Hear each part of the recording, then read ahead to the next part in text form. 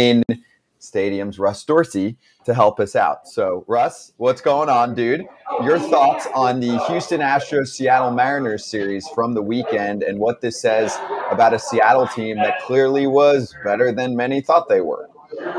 Yeah, I think we talked about it a couple of weeks ago where we said, hey, the AL West is going to be fun down the stretch. But we were talking about the Astros and the Rangers. That's before the Mariners had gone on this really hot streak. And now you have to look at it and say, hey, the Mariners are in this thing. They're only 3 games back of that top spot in the AL West. And I look at them kind of similarly to how I view the Philadelphia Phillies, right? They're just a second half team. You look at what the Phillies did in the second half last year or after June. They went on a hot stretch, did the same thing again this year. And you look at the Mariners last year, went on a hot stretch in the second half to get to the postseason, and they're doing the same thing this year. You know, a red-hot J-Rod. You guys have guys like Dylan Moore really stepping up for them. They have a ton of young starting pitching, and so they've really made it a race. Is it going to be enough? When you have your best bolt and you're still 3 games back in the West, is it going to be enough, or are we just only looking at the wild card? I think it could be enough, and I'll tell you why, Krasy. This is some of the teams that the Mariners have coming up. They have the White Sox starting tonight. Then you have the Royals. Hey. They have the Mets coming up. No, you heard me, AJ. I said it. They have Oakland twice and the Angels. And so with those teams, you're going to have an opportunity to get yourself back in the race the end of August, the first half of September. And then their last week of the season, they have head-to-head series against Texas and against Houston. So if they keep themselves 3 games or less down the stretch, they're going to have an opportunity to at least tie that series, tie the standings in that last week of the season. Chaos, I love it. I love chaos. I want like 12 teams tied at the end for the second and third wild cards. We have like 18 playoff games where they have to try to figure it all out. They mostly do tiebreakers, though. I don't think they're doing you the play. I thought you don't play anymore. You have to play at some point. No, it's tiebreakers. It's coin flips now. It's Rochambeau.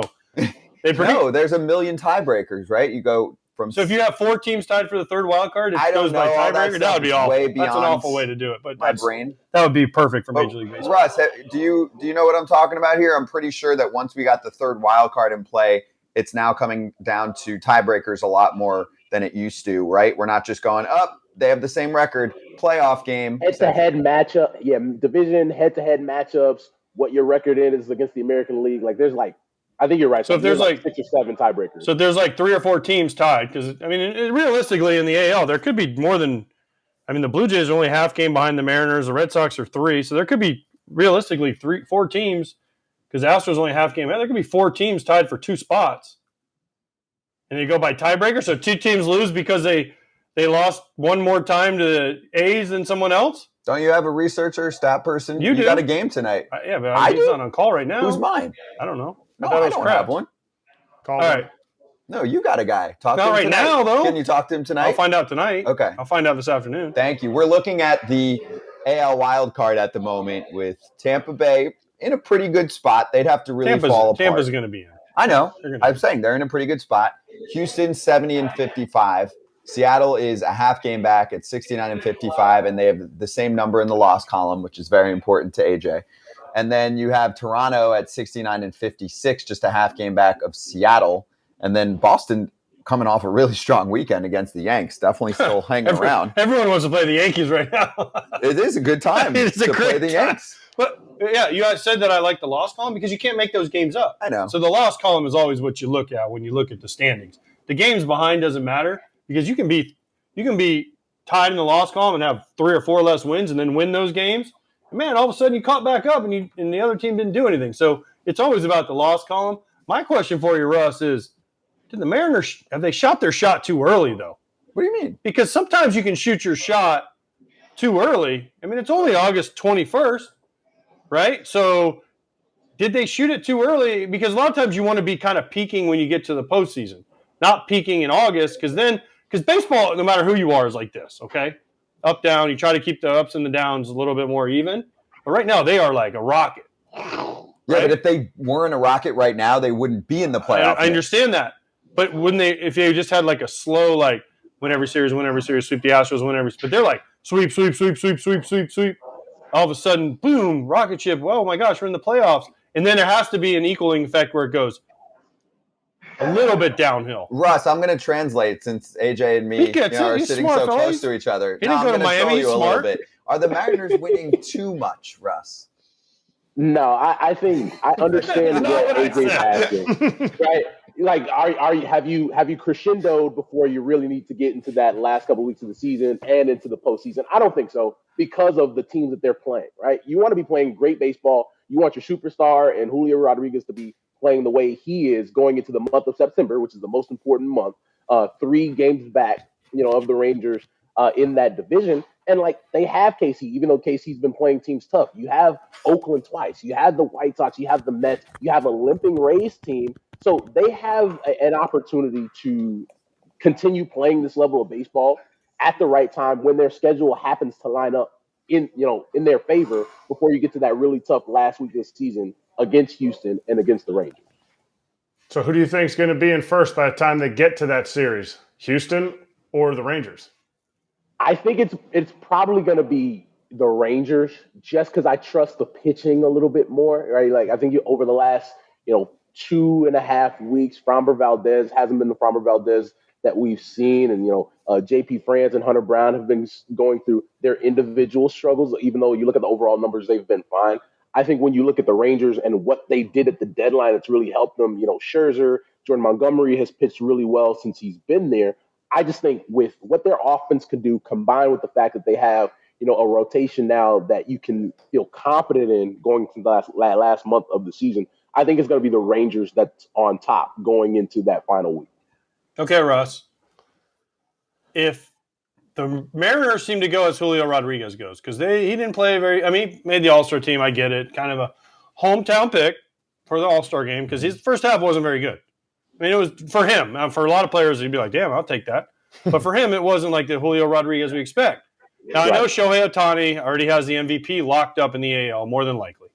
But should Julio Rodriguez, if they not only get in the playoffs, win this division, should he get a lot of attention for most valuable player? 17 hits in 4 games, something we've never seen before. And as he's gone up, so have the Mariners. So is he the most valuable player to a playoff contending team?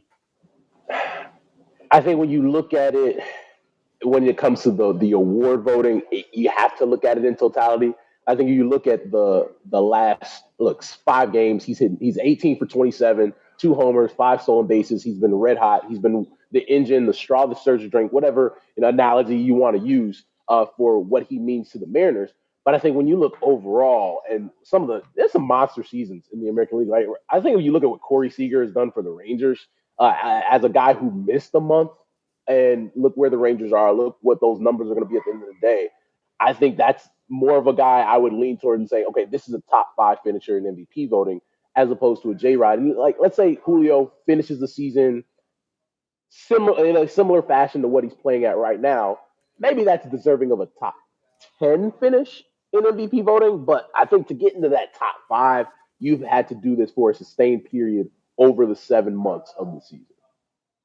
Did you happen to catch much of the Rangers and Brewers series? Because the Brewers came off a sweep, and then they came in and played the Rangers. Was it more the Rangers playing meh with, Scherzer throwing 99 pitches in 3+ innings? Or was it the Brewers being like, hey, you know what? We're actually a decent team?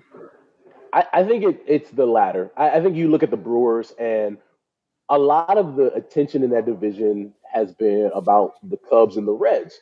Meanwhile, the Brewers are still at the top of that division. And I think the benefit that they have over a team like the Reds, over a team like the Chicago Cubs, who haven't been a playoff team in some years now, is that they are always in this position, right? They know exactly what they need to do to get the postseason.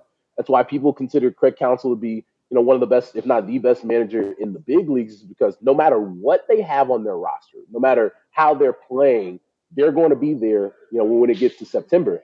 And now you have a healthy rotation going into that season's final month where those guys start to feel a lot more confidence, where you can have Woodruff, you can have Corbin Burns, you can have Freddie Peralta all pitching like we expected them to when the year started. I think it says more about where the Brewers feel that they are right now than what the Rangers did in that series. I'd like to make 2 points here. Number one, on the Houston side, I mean, Russ nailed it. Framber Valdez, second half numbers in 7 starts, 6.18 ERA, 45 hits in 43 and 2/3 innings. And he said his performance from the weekend was trash. So he's got the no-hitter mixed in there. And he threw at the dude. And he threw at who? Caballero. Right. After giving up the homer. Yeah. Yeah. So he's pissed. He's in a bad spot right now, which is not like him. He's usually super consistent, innings eater, getting the job done. They need him right. That's their guy.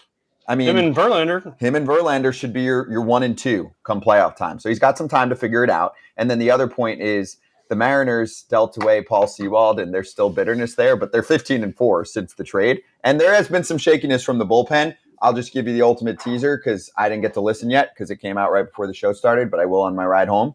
It is covered in fair territory today, that Sewald trade, and looking back and giving some reasoning as to why they still felt very confident about what they did. Nothing to do with Paul, but everything to do with the guys that they picked up on the other side.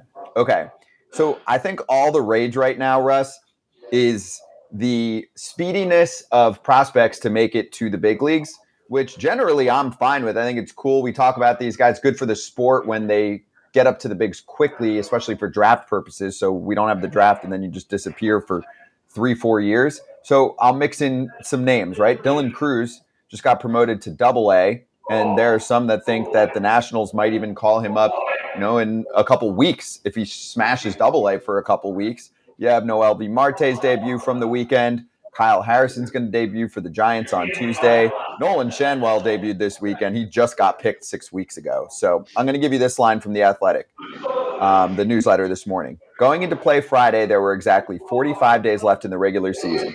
As long as a player stays beneath 130 ABs, 50 innings pitched, or 45 days on a big league roster, they maintain their rookie eligibility for 2024 when they could help their team earn extra draft picks if they win Rookie of the Year. I just want to make sure that everyone is aware of why suddenly, not even September, there are all these call-ups happening. It is always orchestrated for a reason by front offices.